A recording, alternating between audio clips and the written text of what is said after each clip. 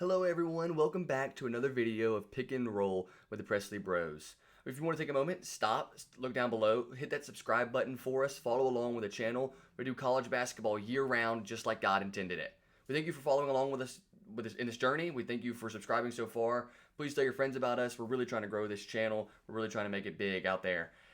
I'm talking about Duke versus Michigan this Saturday. What an incredible game we got. Just a random non-conference game that they decided to throw in their schedule, but I am so excited. Really, you got four teams playing, which could be the preview of the Final Four when Arizona versus Houston, Arizona at Houston, and Duke versus Michigan in Washington, D.C. And I'm talking about that game today. I am going to go ahead and tell you I'm picking Duke. And I'm going to show you the reason why. I'm going to give you some reasons why I'm picking Duke. I think that they are an incredible team, one of the best defensive teams in the country. I think Michigan is an incredible team. Obviously, they've proved it. One of the best teams in the country easily as well. But Duke might be the only team that they faced recently. Obviously, they lost to Wisconsin. I kind of think that was a fluke personally.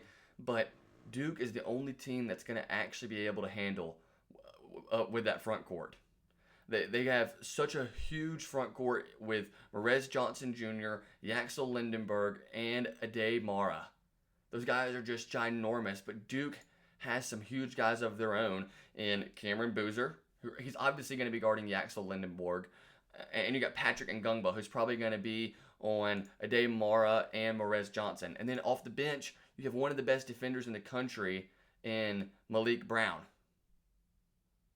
And those three guys right there are going to compete with Michigan's front court. Now, there hasn't been many people who've been able to. I mean, if you watched them play recently, you've just seen even Purdue, who you think has probably one of the better front courts in the nation, they got dominated. They just got dominated from beginning to end. And I think that it's because they're a little undersized. I mean, Oscar Clough's a big guy, but Trey Kaufman is really undersized. And you might say, well, Cameron Boozer's undersized, but he can move a lot better than Trey Kaufman-Renn can. So Cameron Boozer, I have to guarantee that he's going to be getting the matchup against Yaxel Lindenberg, and I'm really excited about that matchup. Who is going to get at the other person? You know, they're both going to get their own, but I'm going to take Cameron Boozer on the edge here. And here's the only reason why, is the post game. I think Yaxel is more of a point forward, and Cameron Boozer has shown that. But Cameron Boozer's post game is some of the best in the country, and he's undersized too. But man, he is just so talented. These are two incredible teams, two of the best teams in the country.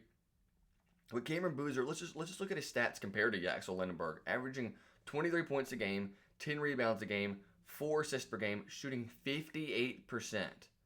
He's looking at right now the player of the year. You just can't deny it.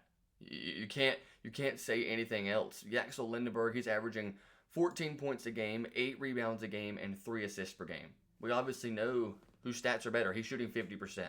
You can see it right there that their stats are better. And you can't say, oh, well, Michigan's team is just so much better than... No, they're not. No, they're not. Michigan has 1 loss and Duke has 2. But if we say, you know, we kind of say this saying, oh, that's a bad loss, or that's a good loss. Duke's 2 losses compared to Michigan's 1 loss is better. If we're grading the losses, it's better. They've lost to North Carolina at North Carolina on a buzzer beater, and they lost to Texas Tech on a neutral site by 1. And Michigan lost to Wisconsin on their own home court. And Wisconsin's just not that great of a team. They're not bad. They've proven to be able to beat anybody, but like I said, if we're grading the losses here, you can't say that, oh man, their loss is better. It's not. It's way worse. Losing to Wisconsin at home, I think if Duke played Wisconsin 10 times, that's just my opinion, Duke would win every single time. I just do. And I think that part of it is because the Cameron Crazies, they are some of the best environment. I think only behind Cameron Indoor is the best, only behind Allen Fieldhouse, because Allen Fieldhouse, Kansas Stadium is just absolutely incredible. The environment there is insane. Everyone talks about it, how crazy it is, and it's a huge advantage there. Let's look at some of the stats here for their teams. Michigan is averaging 91 points per game, which is almost 10 more than Duke. Duke's averaging 83 points a game. Points is really close. Michigan's allowing 69 points a game, and Duke is allowing 63 points a game. I think this is going to be. I don't think this is going to be a high scoring game at all. I'm thinking maybe in the 70s, and which I mean it's pretty high, but not for their averages here. I think they're both going to be below the average, and I think if a team happens to hit 80, that's the team that wins the game. I said I'm going with Duke. I'm going to rock with it. They're both shooting 51% from the field. Rebounds is a slight favor in Michigan. Assists, slight favor. Blocks is actually really impressive. Michigan averages 6 blocks a game, 6 steals a game, but Duke averages 8 steals a game. So both these teams, they get people to turn the ball over because their defense is just so good. It's so suffocating. Here is the key for Duke. Can someone else show up besides Cameron Boozer? Because he's going to have a hard time. I'm not saying he's not going to get his, but he's going to have a hard time. I have never seen anyone block Trey Kaufman-Wren's right hook, and Ade Mara did it twice because he's just huge. He's just a mountain of a man, and he just jumped right up, blocked it easily. So if you put Ade Mara on Cameron Boozer, now you might say, well, it's not going to be a great matchup. But if it's in the post, I don't know if Cameron Boozer's going to be able to score or not on him because he's just too big.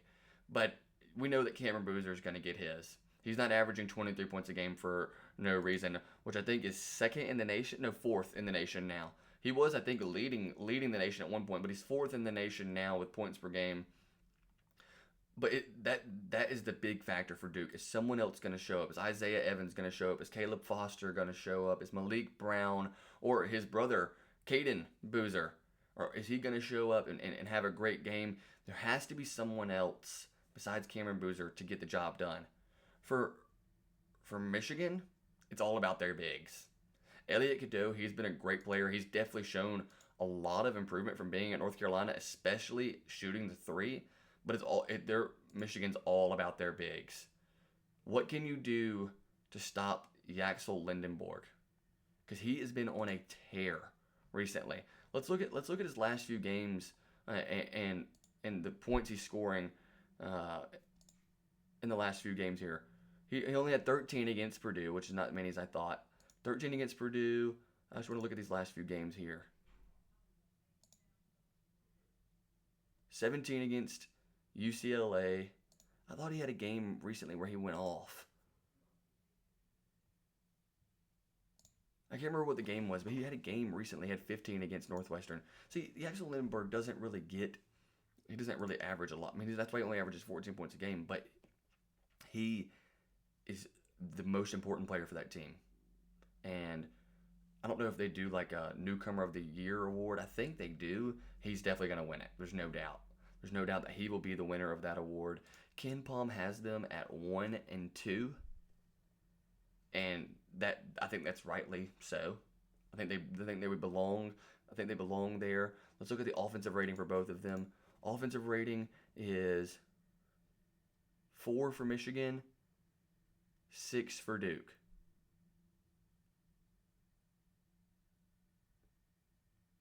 Seven for Duke. Defensive rating, 1 and 2. Michigan 1, Duke 2. So this is about as close. This is about as even as a matchup as it gets here. Is these two teams. I think we are in for an incredible game. I think we are in for a treat. And like I said, this is a preview of the Final Four. What is going to happen? Like in the AP poll, I said it earlier, 1 versus 3. I'm really excited about this game. I hope you are too. We're going to talk about some more stats here. Surprisingly, I'm surprised by this. It's in Washington, D.C. Duke opens up fit by a 2.5 point favorite. 2.5 point favorite. And ESPN has them as a 51.2%. Oh, wait, I read that wrong. Sorry. Michigan as a 2.5 point favorite, but Duke as a 51.2% chance to win on the ESPN analytics. Uh, it's in the Capital One Arena in Washington, D.C. I think it's going to be a great game. I think we are in for a huge slate of college basketball. Uh, let's look at some of these other players here on Michigan's team to see like what's going to happen. I think we said earlier. Uh, I didn't men- I didn't mention Roddy Gale Jr. He's a transfer from Ohio State. He has been huge for Michigan. Been absolutely big. He's showed up in clutch times. He's been one of their better scorers, and I think that he's gonna be the difference. I think he's gonna have to be the difference for this team because I just don't see Yaxel taking over the game. I don't see Ademar really taking over the game. He's a great player. He's a good player, but he's not incredible. And Duke has size that can contend with Ademar. Now not as big, but they do have size. So both teams are gonna have to rely on some other people to get the job done. I think Duke takes it away just because I think they have more threats overall than Michigan does. Because to be honest, I'm not worried about Elliot Cadeau taking over a game. I'm not worried about Naomi Burnett taking over a game. I'm really worried about Yaxel Lindenberg and Roddy Gale Jr. Those are the guys I'm trying to watch. And those are the guys I'm keeping an eye on. If you shut those two guys down, Duke wins the game. Now, let's go to the other side. If Cameron Boozer, I think if he doesn't score 20, which I know that's a tough task, it really is. If he doesn't score 20, Michigan probably walks away with a win. I think he gets it, and if he doesn't get it, it's going to be just shy.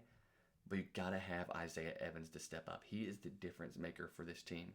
Isaiah Evans, he has been huge of late. He's been absolutely huge of late in their season. Let's look at their past few games. They've killed the past few teams they played. Let's look Isaiah Evans particularly. Isaiah Evans against Syracuse 21. Isaiah Evans against Clemson. He had 17. And we'll do one more here versus Pitt. Isaiah Evans had 21. So in the last 3 games, he's 21, 17, 21. If he can keep that up, then Duke gets the win. Those are the 2 guys you got to worry about if you're Michigan. Cameron Boozer and Isaiah Evans. Those are the 2 most important players on the team. Those are the 2 difference makers. I'm really excited to watch this game. I hope you are too. 5:30 this Saturday, Capital One Arena, Washington, D.C. Thank you everyone for tuning in, and as always, God bless.